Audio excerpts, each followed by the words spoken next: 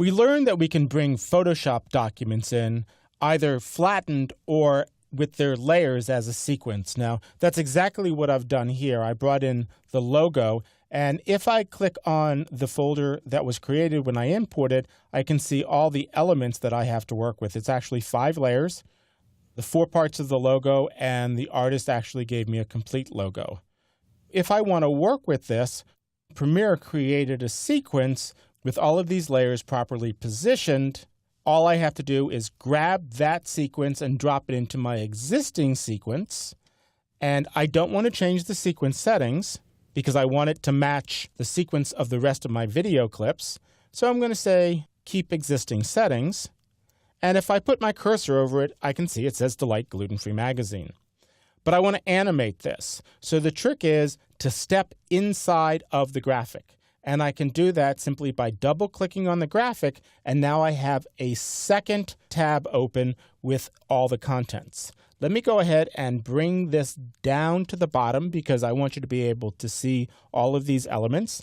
I'm going to hit the backslash key, and there we go. We have our big background with it combined, which I don't want to use, so I'm going to go ahead and turn that off. And now I have the 4 different layers that I might want to animate. And if I turn these off and turn them on one at a time, you can see what I have. So the top one is the magazine, and the artist should have labeled this magazine, but we can work with it anyway, or we could change it if we wanted to.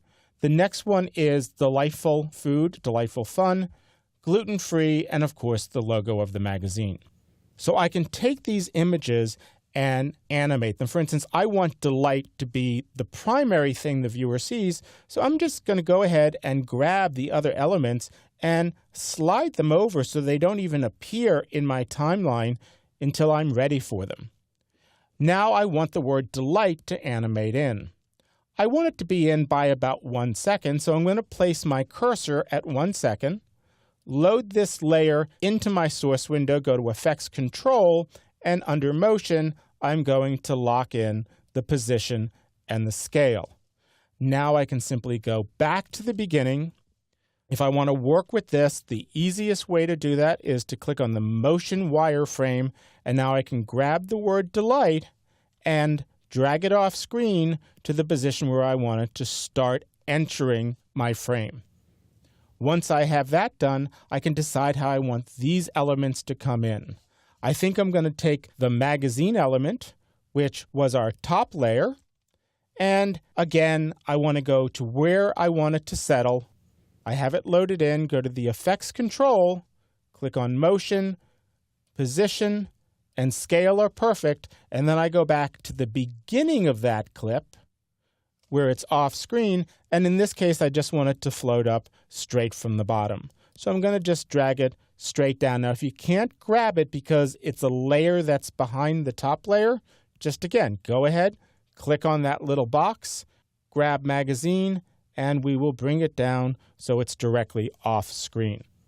So one's going to fly in, the other's going to fly in, and then the last 2 areas, the words gluten-free and their little catchphrase at the bottom, I think we'll just have those fade on. So let me right-click. I'll apply the default cross dissolve. If I feel it's a little bit long at 30 frames, which I think it will be, I can notch this down to 15. And we've learned many ways to do this in an earlier video. And let's take a look at the final animation. Well, it happens a little fast for my taste, but that's okay because I can always readjust my timing as we learned in an earlier video. What's really nice about this is if I go back to the timeline, this appears as a giant clip, and I can put it over anything I want and still have that animation. So as you see, animating a layered Photoshop document is very quick and easy and can raise your video to new heights.